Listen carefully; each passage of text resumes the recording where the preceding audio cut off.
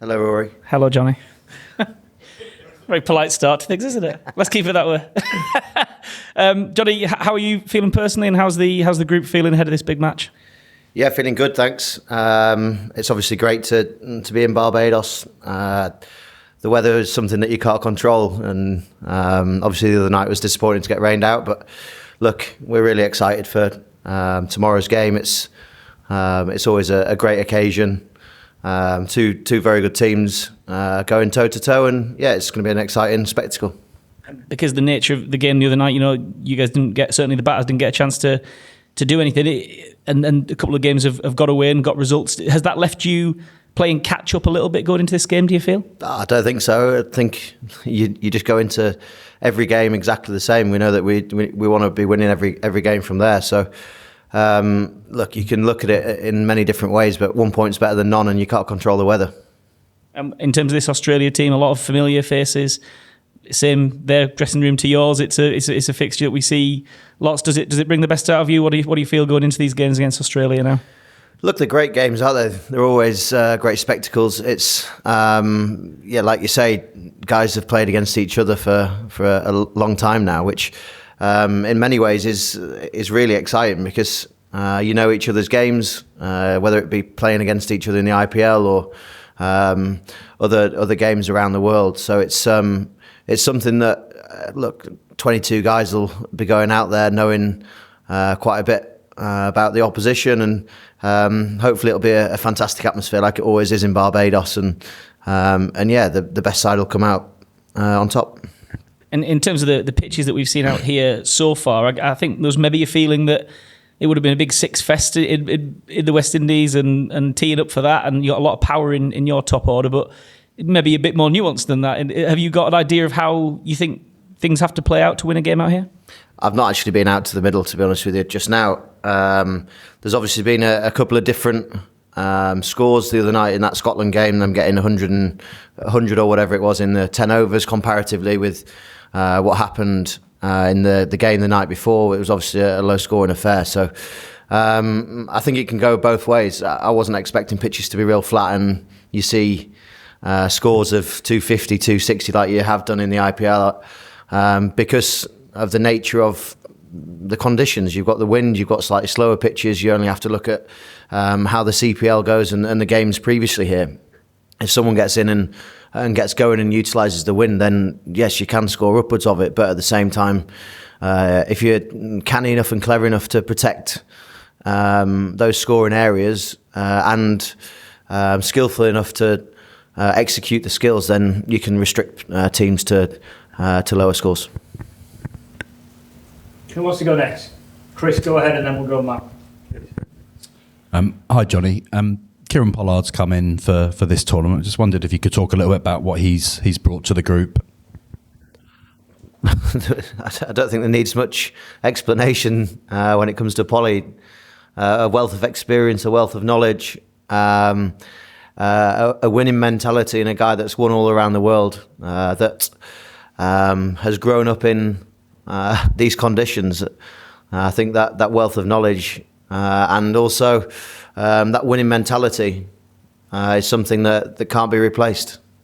Is he a guy you've spoken to personally? He's a resource you can go to throughout the tournament if you need advice? Or I think everyone will be going to him. That's why he's here. That's why the experience that he's got, like I mentioned, it doesn't need to be explained too much more. The guy's done more than 99% of people in T20 cricket all around the world. So I think his numbers speak for themselves.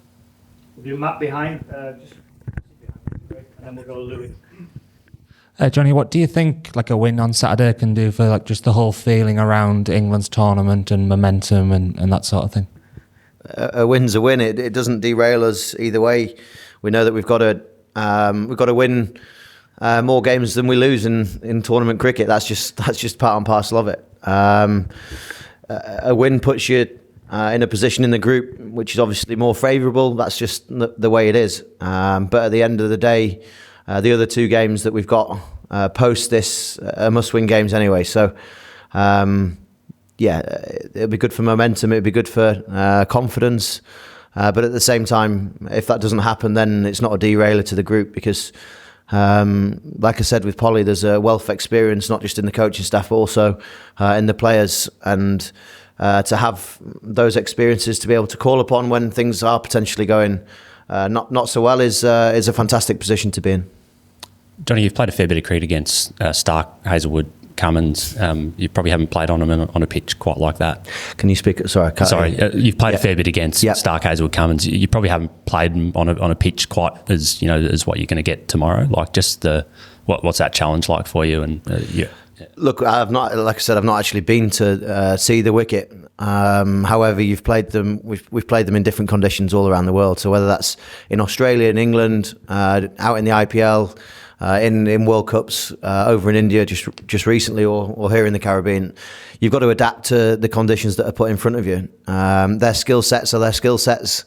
They've obviously been working on things. That's how people evolve and people develop. But we've been working on things as well from a batting point of view. So look, it'll be a fantastic battle as it always is when you've got three guys that you mentioned there, and also Nathan Ellis as well, with the skill set that he brings, whether he plays going up against a strong batting lineup, and vice versa. They'll be having conversations around our bowling attack when you've got Archer, Wood, Topley, Jordan, and likewise with their batters and the form that they're in too.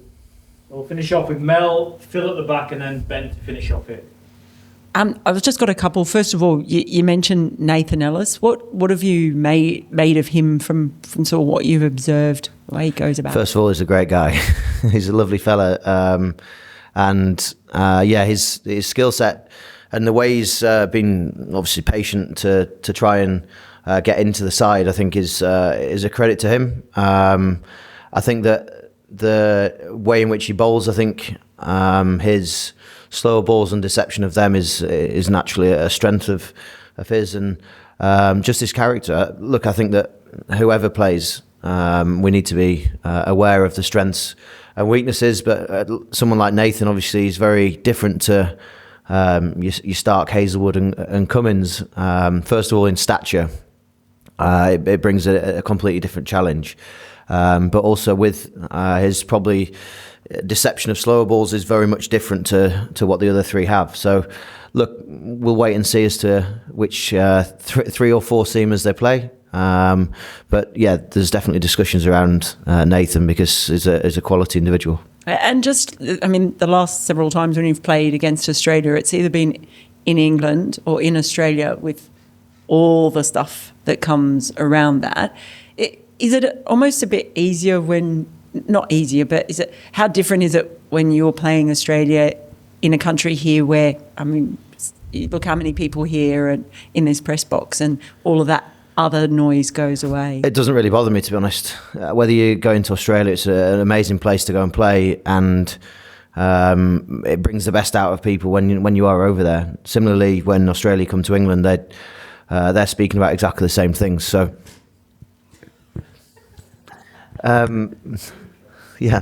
trapdoor here. Was he?